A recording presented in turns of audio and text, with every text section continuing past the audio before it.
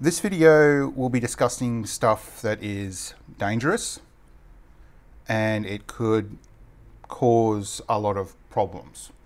So an example would be your house burning down, would be, the upper level to killing yourself and others as being a much dangerous sort of topic. Now, this is possible. I'm not saying it will, but it is possible. With that said, this video is for educational purposes only. If you are going to be doing anything like this yourself, I don't recommend it.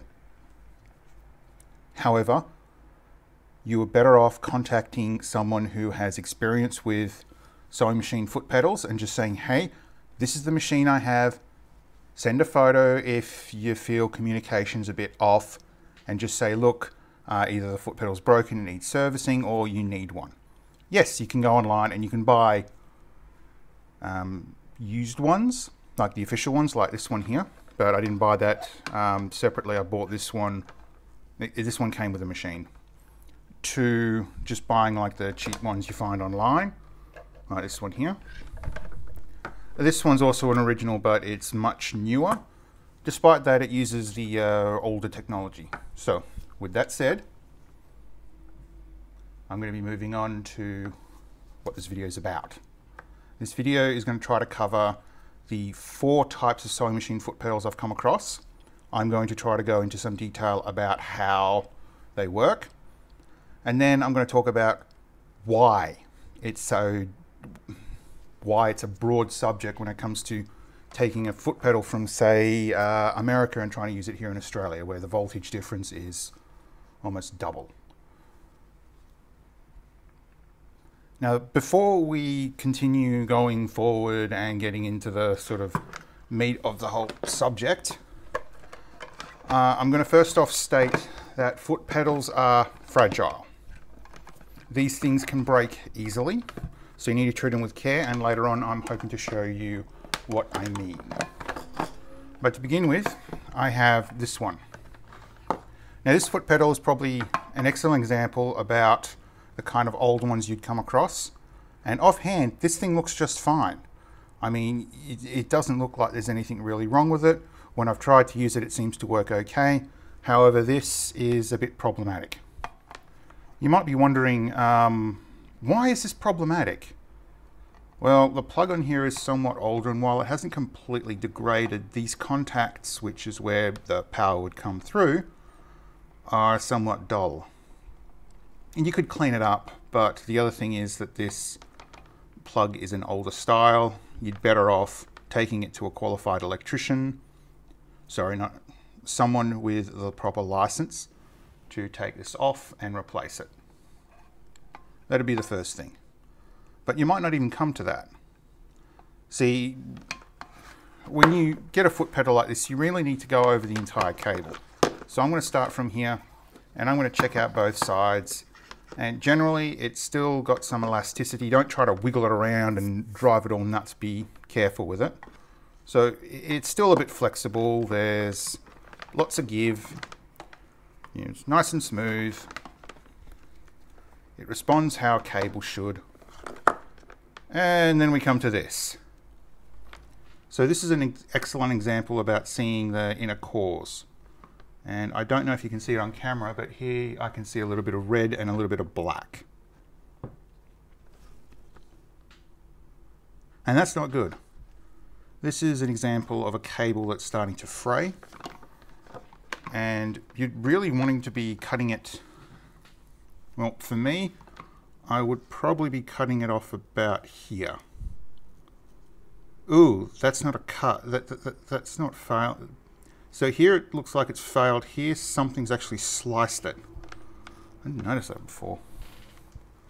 So I'd really be cutting it off about here and then placing on a new plug. This is if I was doing it. Don't just go out and do it if you're not properly qualified for it. So take it out to someone who does have a plug pack certification if you're in Australia, or whatever your laws basically state. Ask an electrician, even. They should be capable. Well, you'd hope they are, because if they're not, you sort of... Yeah, anyway. But unfortunately, that means that you're going to lose a fair amount of chunk of it. Now this one is up to here, it's fine. So really, as it is, it would be okay. This probably needs servicing itself inside since of how old it is, but it still works, so there's no harm in using it. It's just this part which is dangerous, and someone's attempt at trying to do the right thing is problematic. Still, someone tried, and they probably used it for a long time without any issue. That's not the point. So that's a safety concern with the cabling. Something to look for. Now you won't always see this. I got one where I didn't see any of the problem with the cable, plugged it in, and it started smoking. All right, probably go on about that later on in the video. But now with sewing machines, foot pedals, I found 4 types. The 4 types will include a foot pedal that just basically has a switch in it. You can find these for industrial purposes. They're usually used for simply turning something on and off.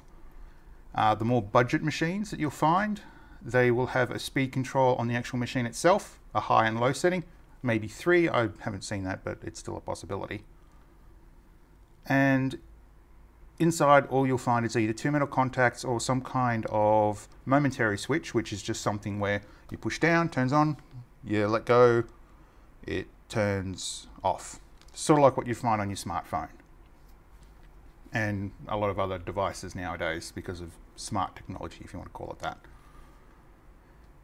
So that's your momentary switch, or on off, on off, on off when there's a contact.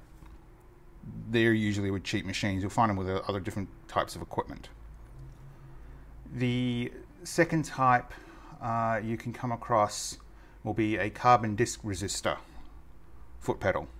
These, well, the one I just had up here that I was pointing out the cable, that's going to be a carbon disc resistor foot pedal. At least that's the terminology I'm using. I don't know what the industry calls it, or proper people, since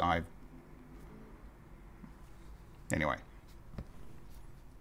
They're the classic type. They're the type that you'd get with a lot of older machines, and they are still being sold and made today. With that said, you'll also have the pure ones that are nothing but electronics. So it's when I pulled this thing apart in one of my previous videos. This is an electronic one.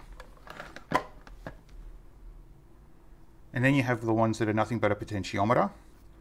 My Brother NS30 is that, where it simply plugs in, and the electronics inside turn around, they read the pressure I'm putting on the foot pedal, and they have the machine respond accordingly.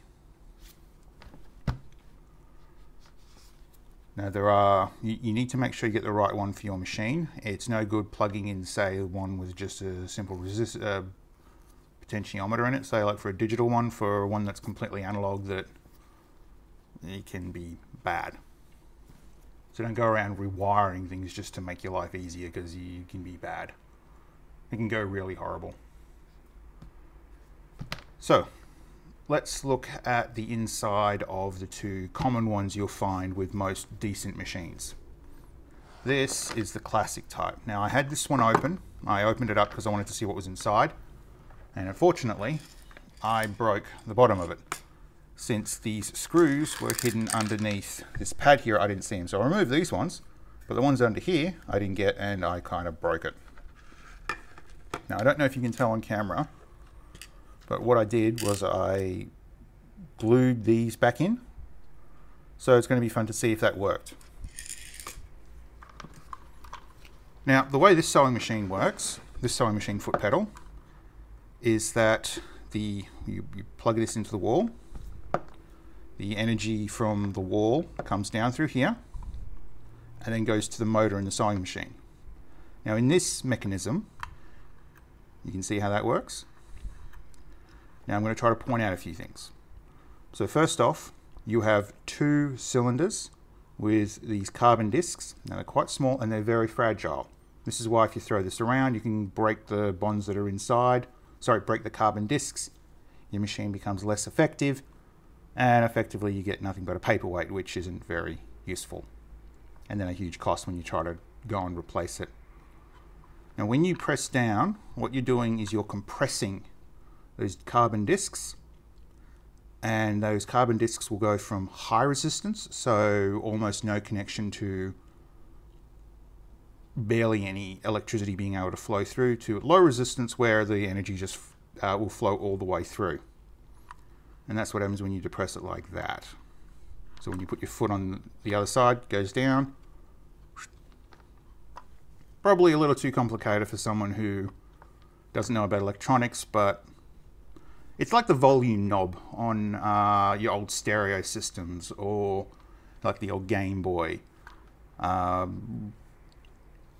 That's the only way I can think of describing it.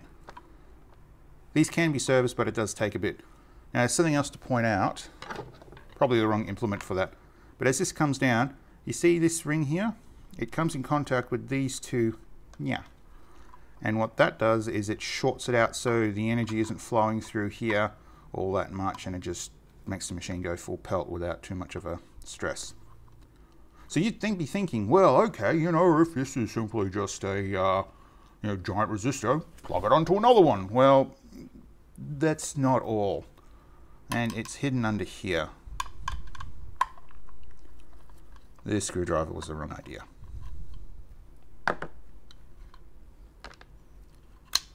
We have a capacitor. Effectively, think of it as a temporary reservoir for electricity. If you don't know what one is, think of it like a little dam along a river. Helps the river to flow, keep at a certain flow rate. And that's effectively what this thing is. It's also that's a safety device. So this is designed to fail in such a way where it's not going to blow up the motor, which you really want to avoid that. Let's say if this one was for 110 volts and you plugged it into the mains here, it could go bad.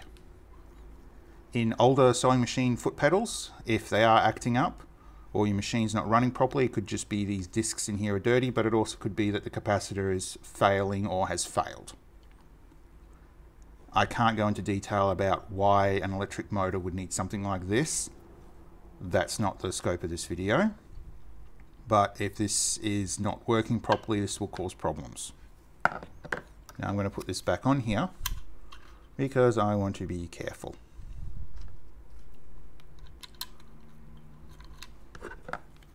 Now, if you do end up importing an original foot pedal and you do have soldering skills, you are a qualified electrician, and you're trying to pull your hair out figuring out, well, how do I fix that? Well, you just simply replace that.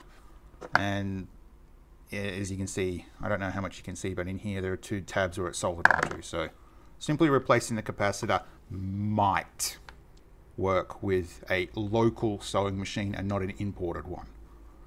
Imported ones is another thing entirely that you have to be careful of. So because it's been a couple of days since I opened this, I feel like I can put it back together properly. And that is something important because you don't just leave these lying around open. I mean, ish. So this foot pedal is more what you call a traditional one, at least with modern type of sewing machines.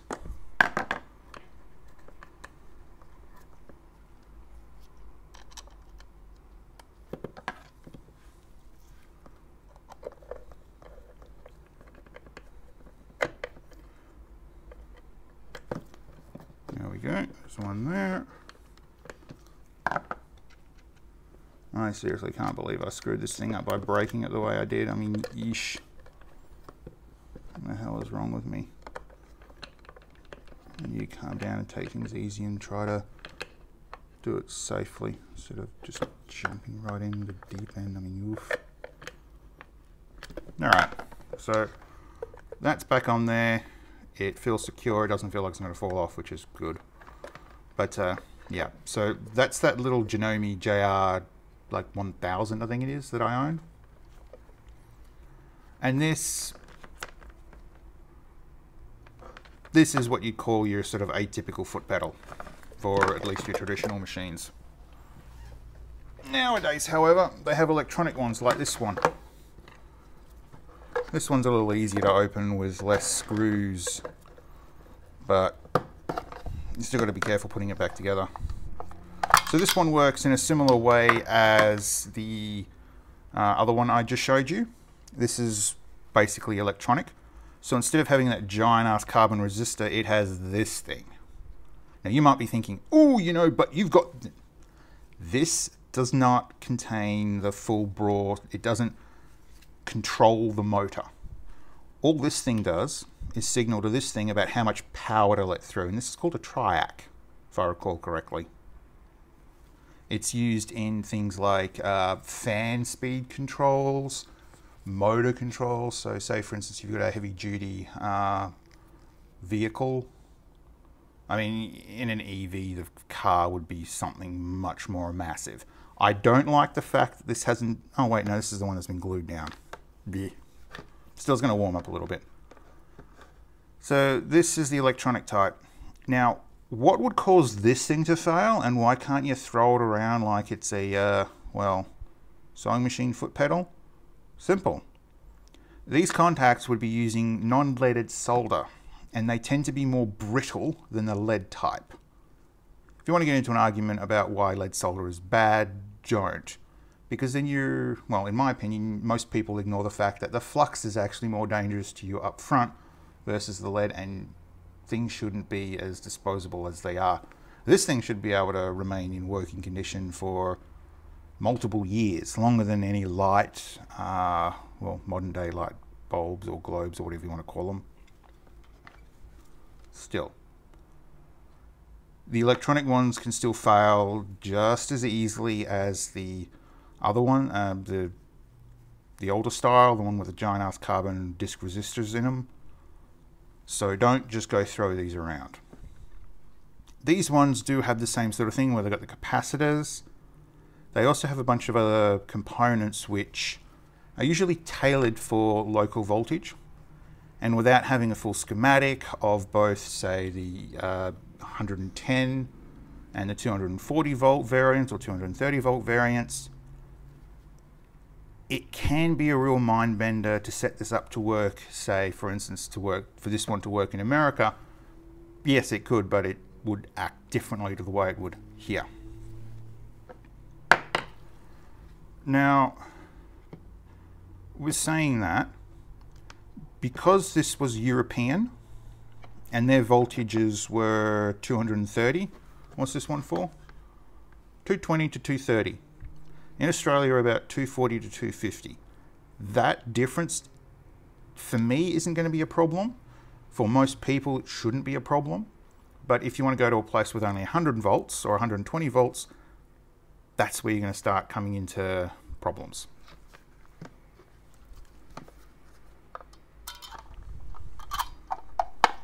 And I just talked about something I shouldn't have in this part of the video. Whoops.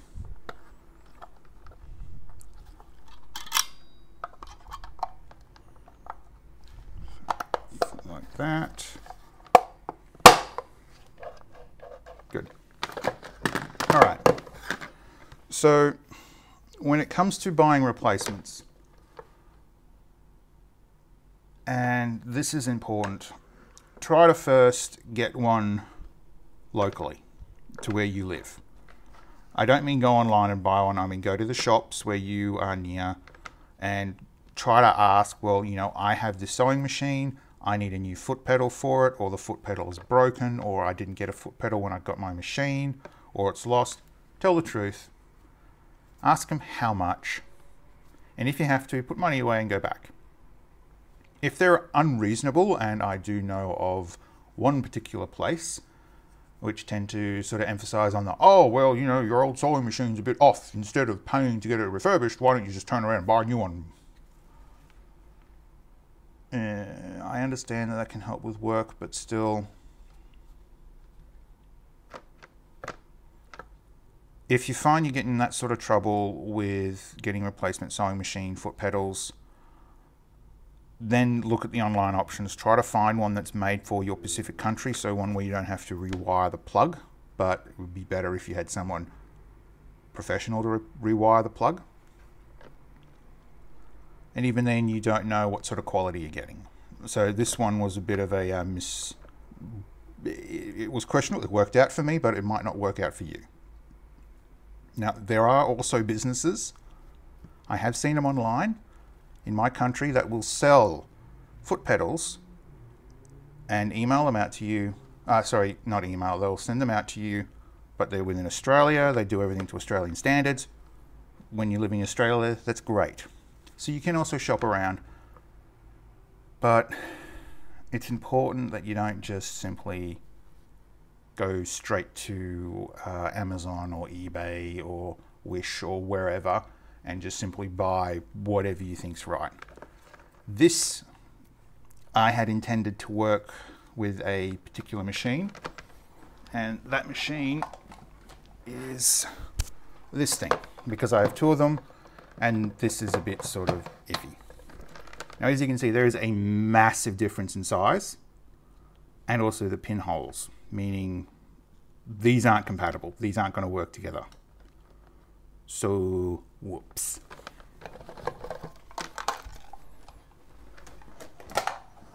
Gotta know, you gotta be careful. When it comes to using, say, for instance, an international foot pedal, there is no idea. I personally don't know, and unless someone has experience with dealing with international sewing machine foot pedals, are they going to even be compatible? Yes, of course. Plug it in, it could work. I remember seeing a comment of someone saying the machine just worked faster. It's like, yes, but what are you doing to the motor, the part that drives the machine internally? Sometimes you find the motors externally, sometimes, nowadays, however, they're usually internal. That's domestic machines, not your industrial machines, which your industrial machines, yikes. Still. When it comes to foot pedals, it's not about the foot pedal itself. It's about the motor inside the sewing machine, or with the sewing machine, that matters the most. You don't want to be going around and burning that thing out, because it's just going to add even more expenses. So, well, yes, something may work perfectly fine or faster, but what are you actually doing to it? And a lot of people usually don't look at it like that. They just go, oh, it works, and just move on.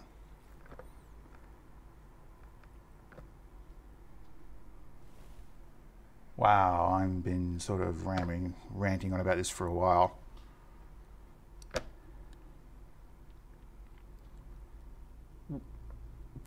This is why it's complicated. You'd have to rework this foot pedal for it to be effectively to work properly in America. You'd also have to plug on add on a new plug for it to function as it should. Now, by all means, yes, you could plug this thing in there, and because it's got high ratings, it'll work, but the sewing machine may work slower, it may work at the right speed, or it just may sort of shoot through. But you take an Australian one and you plug it in here and whoops. All of a sudden the foot pedal has to handle power that's twice the amount of what it's used to. Yeah, it may work just fine, but it also may turn around and chuck a hissy and just blow up in your face. Not something you want. And even then, what about the actual motor that it's powering? If you, say, import a sewing machine from America, a used one, that's designed to work on their 110 voltage into Australia with the 240, 250 we've got here, you could easily burn the motor out. That can cause, I hate to think how much that would actually cost, but you don't want to be, turning a perfectly good piece of equipment into a brick just because you think, oh, okay, I'll do it. It doesn't matter. It does. Okay, let's get on to our final notes.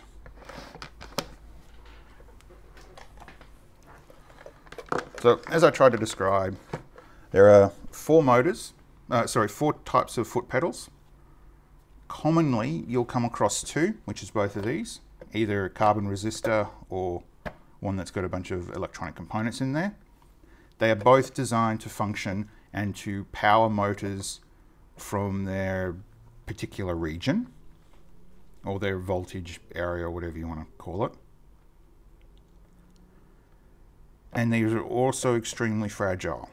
So throwing them around, they'll break down, they'll become less efficient, and it'll just make life more difficult for you later on. If you are looking at importing these just as a general consumer, that's a bad idea. You do a fair bit of work and try to get something either set up for local use and or from a repairer or something, or even get the one serviced if you have it. That may end up costing a hell of a lot more than compared to buying a new machine, but it really depends. Do you want to use a sewing machine, or do you just want to have a sewing machine to work? Oof. This, as I try to make out in the beginning of the video, can be dangerous to you or yourself if you start trying to get inside and tinker with it. Preferably, if you don't know what you're doing, just don't. It's not worth it.